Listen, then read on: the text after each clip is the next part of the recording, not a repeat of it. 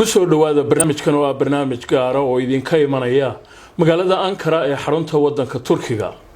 barnaamijkan waxa marti igu ah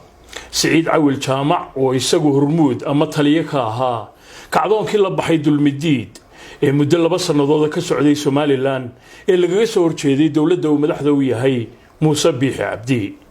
aad baan marka hore kuugu soo dhaweynaya telefishinka Universal. su'aasha ugu horeysan ku weydiinaya waxa weeye ma darajada generaalka aad adigu sheegato ayaan kuugu yeedhaa mise darajadii korneelka ahayd ee ciidanka Somaliland aad kaga goosatay? bismillaahir rahmaanir rahiim. cabdisalaan horta marka hore waa dhawahay waxa weeye darajadu ma noqoto qofku darajada uu gaaro sarkaalka ciidanka ah ilaa uu godka galo oo loogu yeedhaa ilaa uu dhinto. jenaraal ciidamada abaanahay reer Somaliland safeeyadana waxaad igu yeeraysaa jenaraal Saciid Cawil Jaamac oo magaca ku magac dheer Caare. laakiin jenaraal Caare haddii si kale su'aasheeda aan u dhigo darajada generaalka adiga ay siiyay Soomaa haddii muran yimaado oo laga warramo oday wax ku ka qaatay la yiraahdo ana certification-kooda soo la soo bixi doono marka ay meesha timaado. way muddo 9 bilood aad imika joogtay wadankan Turkiga heshiis baad kaga soo baxday Somaliland lagu soo afjaray colaadii 2 sanadood socotay ee adigu aad hormuudka ka ahayd. heshiiskaas halkan ku timi muxuu ahaa? bismillaahir rahmaanir rahiim. waxaan ku yimi asaliyan markii madax dhaqameedka iyo siyaasiyiinta iyo dawladda heshiiska aanu galay waxaan u imi halkan caafimaad baan ku inaan check up soo mariyo caafimaad waayo muddo 2 sanadood ayaan duurka ku jiray. marka heshiiskii markuu dhamaaday aniga dalbaday inaan Turkiga imaado oo aan dhaqtar qabto. marka sida dadka qaarkood ay u fahansan yihiin arrintu ma ahayn in laga soo takhalusayo sida Turkiga aad ku timi. bismillaahir rahmaanir rahiim. nin wadanku u baahan yahay baan anigu nin laga takhalusana mihi sifaan kan ku caafimaad baan ku haddii aynu dib ugu noqono sifihi aad uga goosatay ciidanka Somaliland oo markii dambena dagaal kula jirtayba maxaad qoonsatay? bismillaahir rahmaanir rahiim. cabdisalaan hero arrintaasi waa arrin aad iyo aad u qoto dheer qorshaheedu waxaan tirsaday uun sidii sharcigu ahaa dagaala beeleedo ka qarxay halkaa inaan loo maamulin. maxaad uga jeedaa taa? waxaan uga jeedaa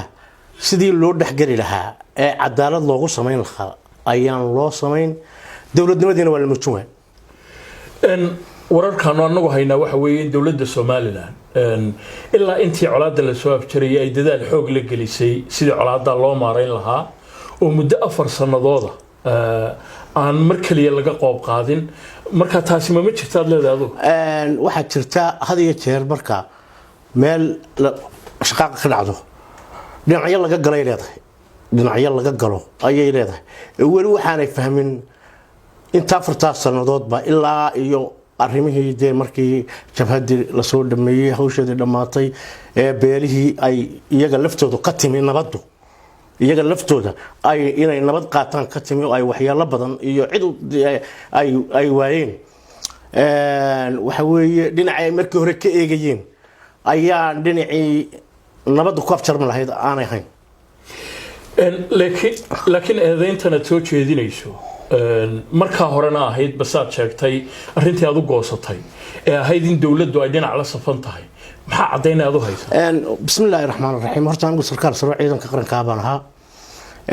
waxaan joogay qaybta 3aad abaanduulaheedii baan ahaa.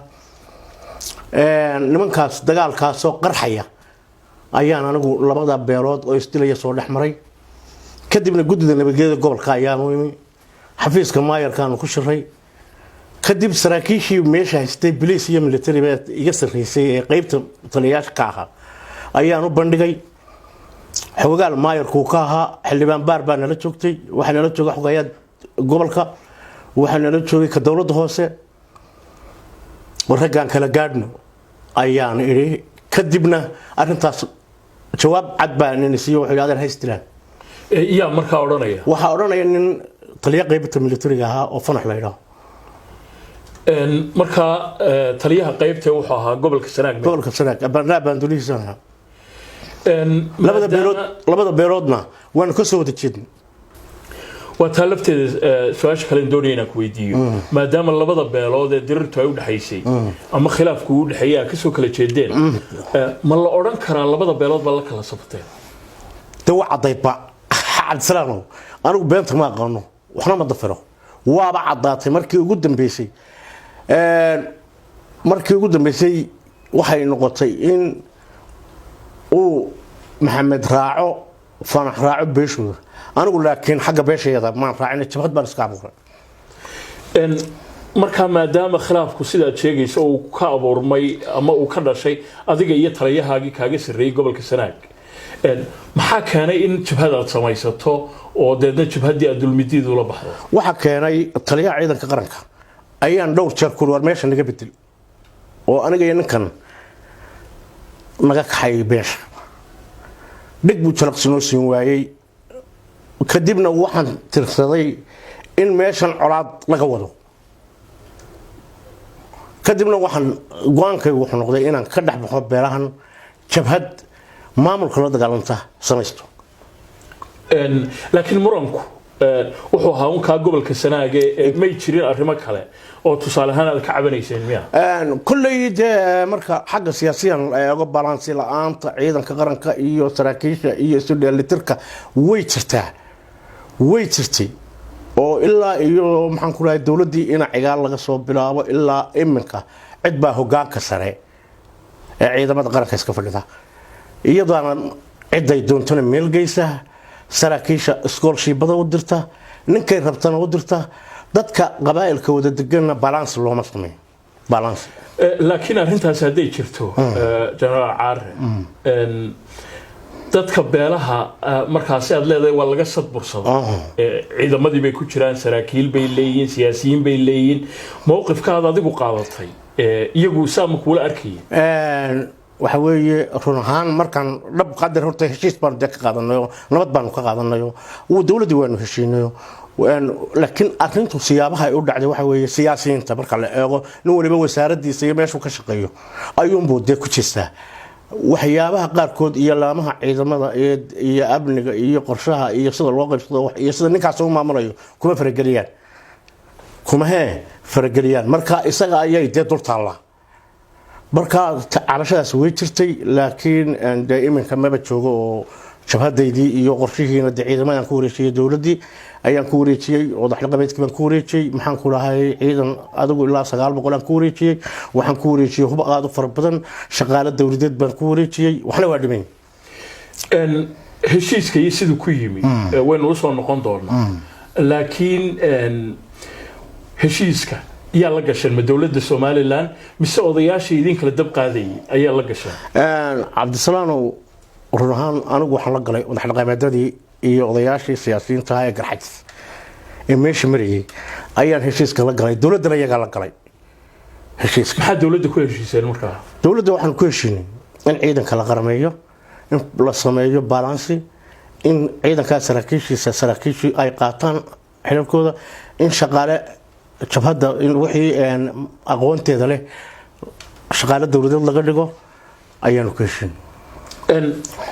heshiiska qayb ma ka ahayd haddaan mar kale kuugu celiyo in adiga laftaadu aad wadanka ka baxdo Cabdisalaam horta waan xanuunsanay laakiin heshiisku muu ahayn inaan wadanka ka baxo dhaqtar baan qabanayaa baan ku waatay jabhadii baad ku dhawaaqday magaca dulmidiid baa u bixiseen gobolka Sanaag baa joogteen deedna markii dambe xagga Puntland iyo magaalada Qardho ayaa saldhig ka samaysteen xagga maxaa ugu guurteen waxaan ugu guuray jabhad marka la abuurayo ama ciidan la abuurayo waa inuu helo dhul baaxad leh oo uu nabadgelyo ku helo waxna ku dhisi karo marka nin officer tahay sarkaal oo hogaamintiisa leh meel ciidankuna kuugu dhismo tababarna aad ku qaadato kuna xoogna aad ku yeelato oo ka soo duuli karto ammaan iyo nabadgelyo aad ku heli kartaa baad geynaysaa ciidanka taasaan ku daran General Caare marka ay timaado habka ama nidaamka ciidamada nin sarkaal baad ahayd oo sarkaal xigeena muddo dheer ciidamada ku soo jiray tababaro badan soo qaatay muxuu istaahilaa ninka sarkaalka ciidamadiisa ka goostaa laba wadambi culus marka sharciga militariga dib loogu noqdo waa dambi culus adigu markaa may soo arkaysaa inaad dambigaa gashay waxa weeye horta haddii aan si wanaagsan oo bisraaxa kaaga jawaabo maahan ugub maaha dowladdii maxamed siyaad bare maxaa qorahay uu madaxweynaha ka ahaa ee militariga ahayd ayaa saraakiishiisa ka goostay Itoobiya isu dhibtay oo saldhigyo ka samaysteen oo ku soo duuleen oo ku burburiyeen oo kaga qabsadeen wadankii anigu dal Soomaaliyeed baan tagay oo muslim joogo halkaas ciidankayga ku soo dhistay wadankana aad baan u jeclaa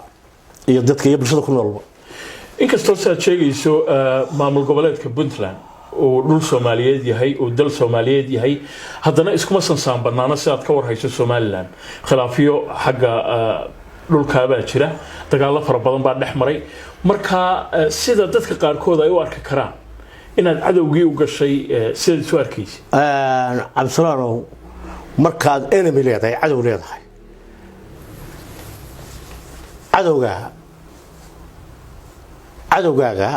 cadowgiisu waa saaxiibka anigu cadow baarkeen saldhigay siiyeen madaxweynihii wadanka iyo boqorada iyo siyaasiyiinta bashir baan kala galay si aan halkaa ugu tayoobo ugu dhismaa baan kala galay cadow baarkeen dad Soomaaliyeed soo dhaweeyna waa gartay sidabaad isu waafajisay haddii su'aal kale aan ku weydiiyo in adigoo Puntland jooga haddana aad lahayd qadiyadaydu waa qadiyad Somaliland oo dagaalka Somaliland baan kula jiraa ee kamaanu goosan Somaliland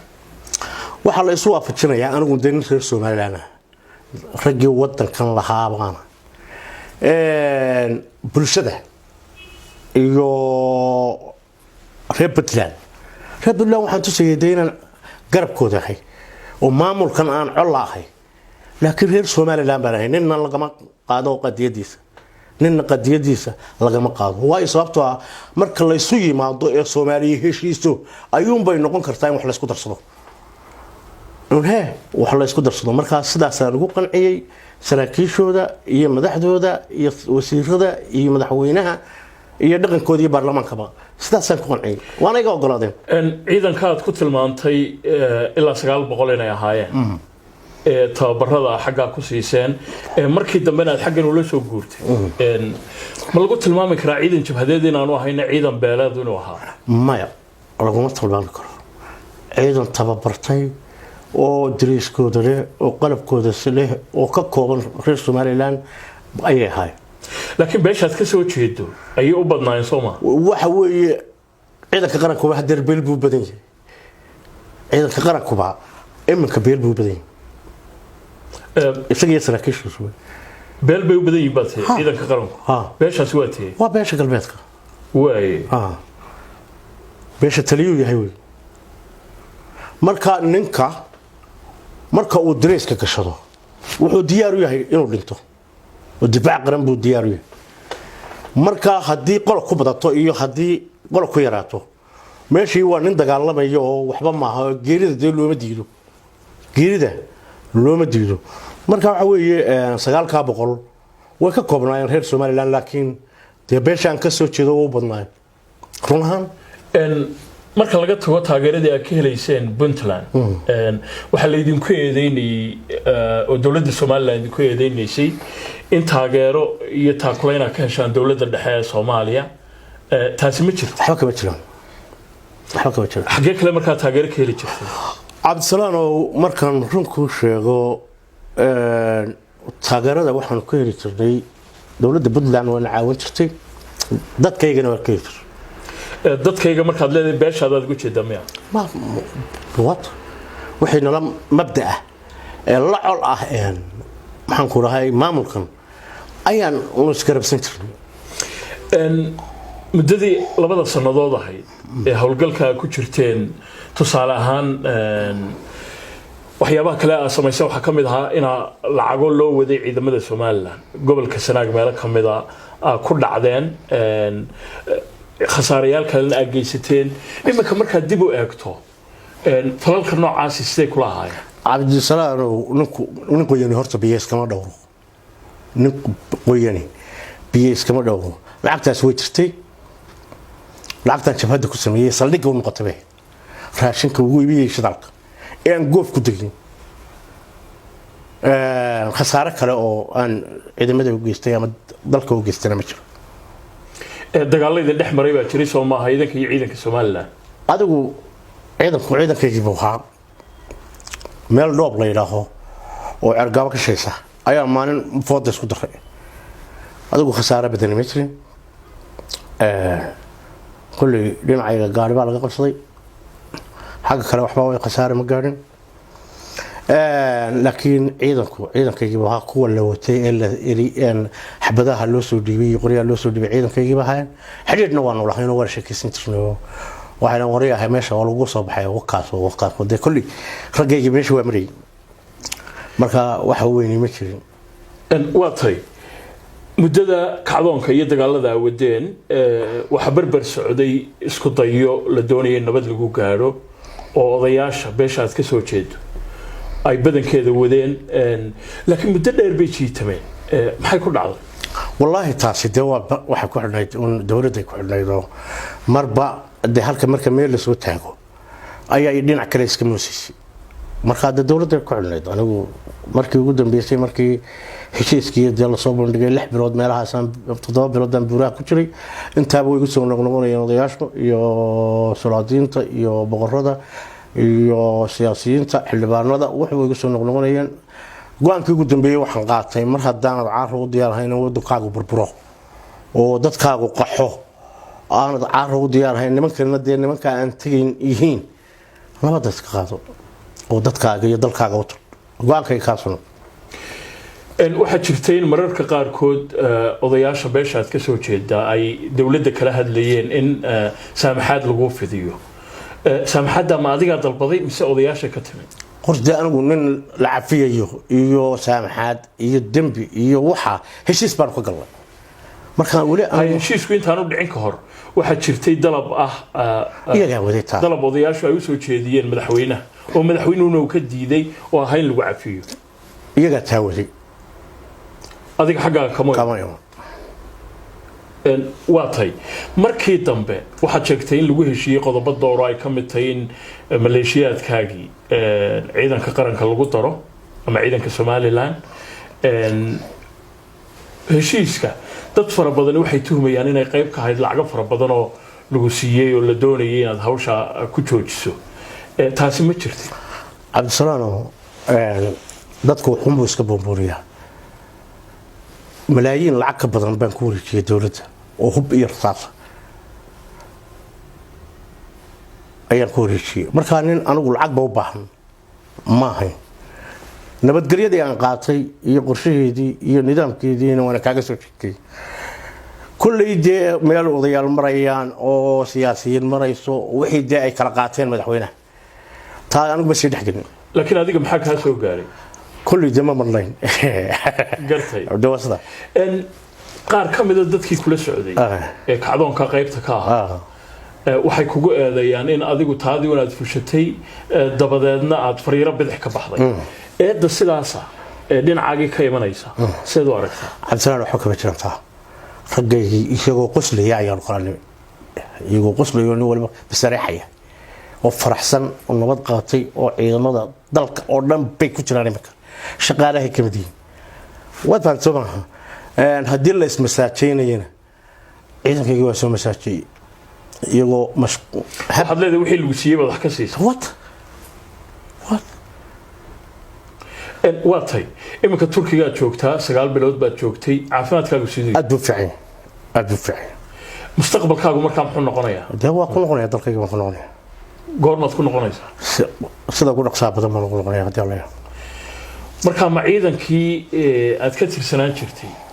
ayaad mar kale ku noqonaysaa mise caaro si kale u socdaa tagaya cabdisalaam كل عزمة فتك بايو لكن أنا مدحت السرعة كم النقطة أيان اسكت يا أخدي الله يرحمه taa dawladda ma ka wada hadasheen heshiiskiiniise ma ku jirtay kama marne ma ku jirtay waa tay markay noqoto aaminaada jaraacare maadaama ciidanka sarkaal sare aad ka ahayd oo aad ka goosatay dagaal la gashay heshiiseen ma kula tay dawladda Soomaaliland inay markale ku aaminayso waxa laga yaabaa inaanay deetan yaaminin hadirtistaa laakiin de waa iska imanaysaa anigu dalkan waan ka soo halgamay imanka waad aragtaayo siyaasadii isbedel badan baa ku yimi in xaashi iyo musabixi way qabteen xisbigiiba isku qabteen anigu iyaga la mid ah oo wada oo taliya ciidan ah ayaan talix geeyay labadooda way wada socdo kaambay ku wada jiraan waa waqtigii ololihii doorashada way maanta labadoodiiba kala cararaya oo aan is aaminayn markaan aaminada soo noqdo kulli the weakness amanaan la'aan waa jiraysaa laakiin anigu nin dalkiisa waxa kaga tagay ma noqonayo General Arre aad iyo aad baad u mahadsantahay aad iyo aad baan kaaga mahad celinaya Cabdisalaan Hareeri Allah ku karaamay mahadsan intaasna waxa ku dhan barnaamijkan gaarka iyo waraysiga magaalada Ankara aan kula yeeshay sida uu isku tilmaamay General Saciid Cawil Jaamac oo ku magac dheer Arre oo isagu madax ka ahaa ciidamadii la baxay dulmidiid ee muddada 2 sanadood dagaalka kula jiray ciidamada Somaliland markii dambena heshiiska lagu soo afjaray barnaamijkeena intaas ku dhan yahay intaynu dib u kulmayno dhamaantiinba nabadgelyo